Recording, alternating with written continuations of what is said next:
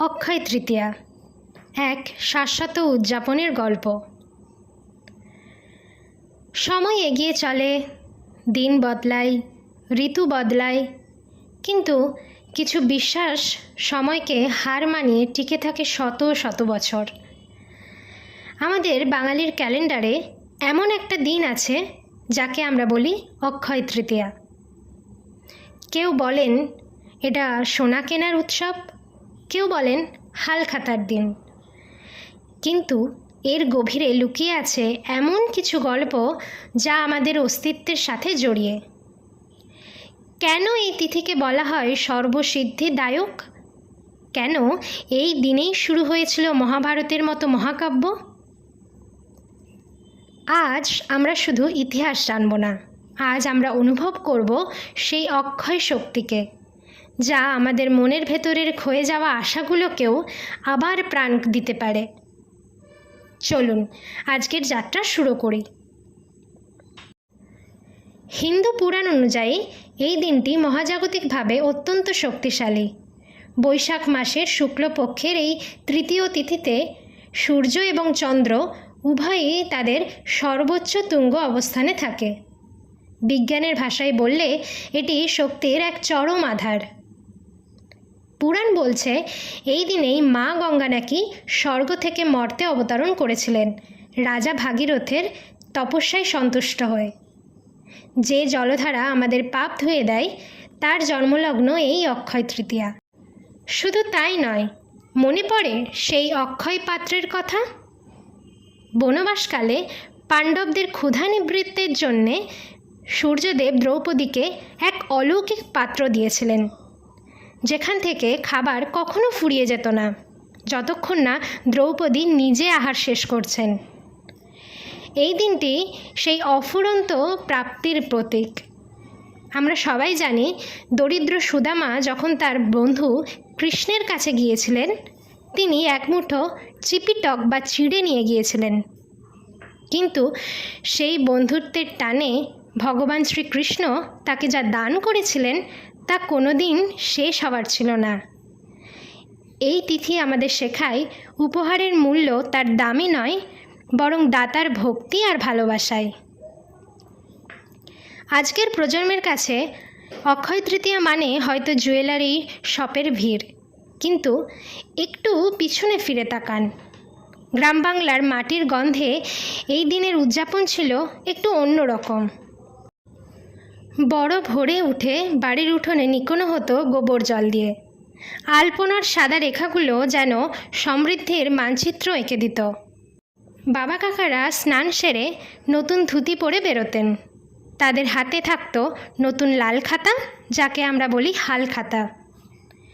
সেই সময় ব্যবসায়ীদের সাথে খদ্দেরের সম্পর্কটা শুধু কেনা বেচার মধ্যে বদ্ধ ছিল না, ছিল আত্মীয়তার। নতুন খাতার প্রথম পাতায় চন্দন দিয়ে লেখা হতো শ্রী শ্রী গণেশায় নমঃ। আর দোকানদারেরা খদ্দেরকে মিষ্টিমুখ করিয়ে বছরের বকেয়া মিটিয়ে নিতেন এক পরম তৃপ্তিতে। আজ সেই আন্তরিকতা কি আধুনিক শপিং মলের কাঁচের দরজার আড়ালে হারিয়ে যাচ্ছে? এই দিনটি ছিল চাষিদেরও। নতুন ফসলের আশায় জমিতে প্রথম লাঙল ছোঁয়ানো বা বীজ বপন করার নামই ছিল হালচাল। প্রকৃতির সাথে মানুষের এই যে মেলবন্ধন, এটাই ছিল আমাদের আসল ঐতিহ্য। অক্ষয় তৃতীয়ার সাথে বাংলার প্রতিবেশী রাজ্য ওড়িশার এক গভীর যোগ আছে, তা আপনারা জানেন কি? আজকের এই পবিত্র দিনেই শুরু হয় জগন্নাথ দেবের রথ নির্মাণের কাজ। বড় বড় কাঠের গুঁড়িগুলো আজই প্রথম কুড়ুলের স্পর্শ পায়। আজ থেকেই শুরু হয় 21 দিনের চন্দন যাত্রা। প্রখর গরমে ঠাকুরকে শীতল রাখতে চন্দন বাটা দিয়ে লেপন করা হয়। এই উৎসব আমাদের মনে করিয়ে দেয় ভক্তি মানে শুধু জপ তপ নয়, বরং ভক্তি মানে পরমেশ্বরের সেবা করা এক পরম মমতায়। আজ সময় বদলাচ্ছে, মিডিয়া আর বিজ্ঞাপন আমাদের শিখিয়েছে অক্ষয় তৃতীয়া মানেই সোনা কেনা। অবশ্যই সোনা হলো লক্ষ্মীর প্রতীক, কঠিন সময়ে এটাই আমাদের একমাত্র রক্ষা কবচ। কিন্তু ভেবে দেখুন তো, আমরা কি শুধু ধাতব সোনা সংগ্রহেই ব্যস্ত হয়ে পড়েছি? আসল অক্ষয় ধন কি? সেটা হলো আমাদের মানবিকতা। এই দিনে প্রাচীনকালে প্রথা ছিল জল দান করার। গরমে তৃষ্ণার্ত পথচারীকে মাটির কলস থেকে জল খাওয়ানো, ছাতা দান করা বা পাখা দান করা। আজ আমরা অনেক ভরি সোনা কিনছি ঠিকই, কিন্তু রাস্তার পাশে তৃষ্ণার্ত মানুষটাকে এক গ্লাস জল দেওয়ার কথা ভাবছি কি আমরা? ঐতিহ্যের আধুনিকায়ন দরকার, কিন্তু তার মূল সুরটা যেন বাণিজ্যিকতায় হারিয়ে না যায়। তো শুনুন একজন অরুণবাবুর গল্প। উত্তর কলকাতার অরুণবাবু। সত্তরোর্ধ্ব এই মানুষটি গত 40 বছর ধরে একটি পুরনো লাইব্রেরি আর বইয়ের দোকান চালাচ্ছেন। আজকের যুগে যেখানে মানুষ ইবুক আর স্মার্টফোনে বন্দি, সেখানে তার দোকানে ধুলো জমেছে, আর সেটা জমছে বছরের পর বছর ধরে। অক্ষয় তৃতীয়ার দিন সকালে অরুণবাবু একাই দোকানটাকে সাজাচ্ছিলেন। তার ছেলে এসে বলল, বাবা, এখন আর কেউ হালখাতাকি করাতে আসবে? শুধু শুধু টাকা নষ্ট। বিকেল গড়িয়ে সন্ধে। অরুণবাবু ভাবছিলেন হয়তো এবার সত্যিই দোকানটা বন্ধ করতে হবে। এমন সময় এক সুবেশ যুবক দোকানে ঢুকলেন, হাতে এক বিশাল মিষ্টির হাঁড়ি আর চন্দনের মালা।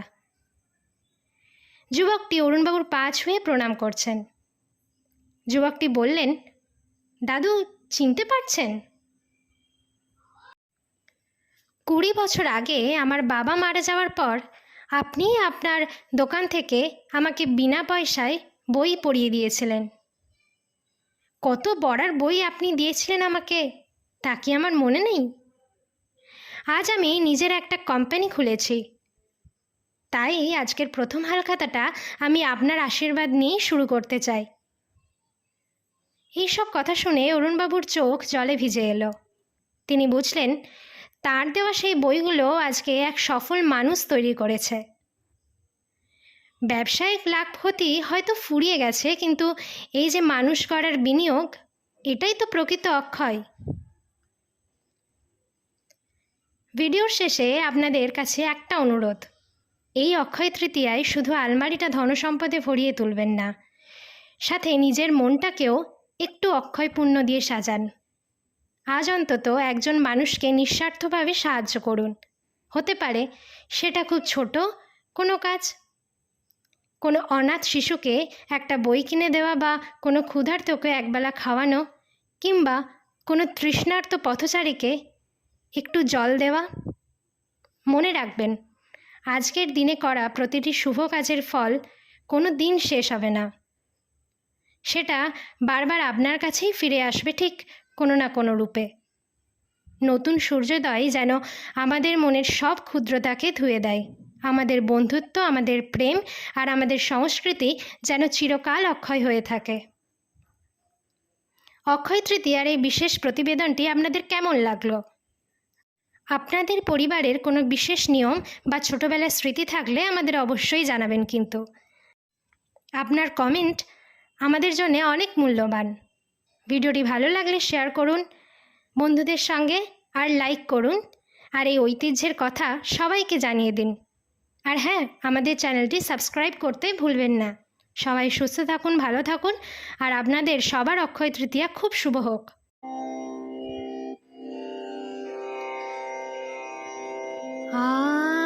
আনন্দ লোকে মঙ্গলালোকে বিরাজ সত্য সুন্দর। আনন্দ লোকে মঙ্গলালোকে বিরাজ সত্য সুন্দর।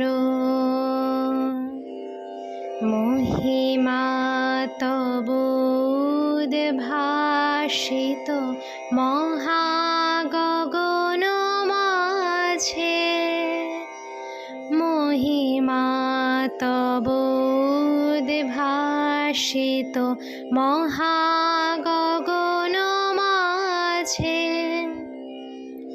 বিশ্বজগৎ মণিভূষণ বেষ্টিত চরণে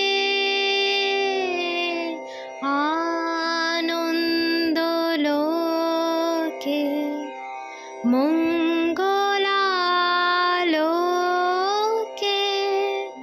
বিরাজ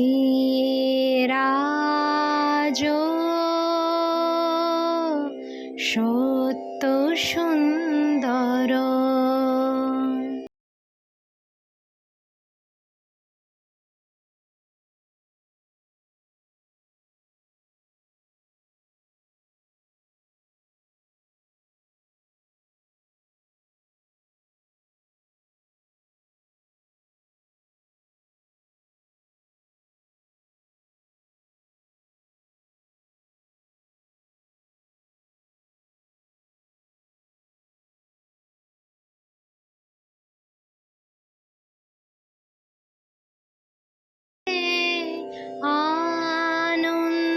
আনন্দলোকে মঙ্গলালোকে বিরাজ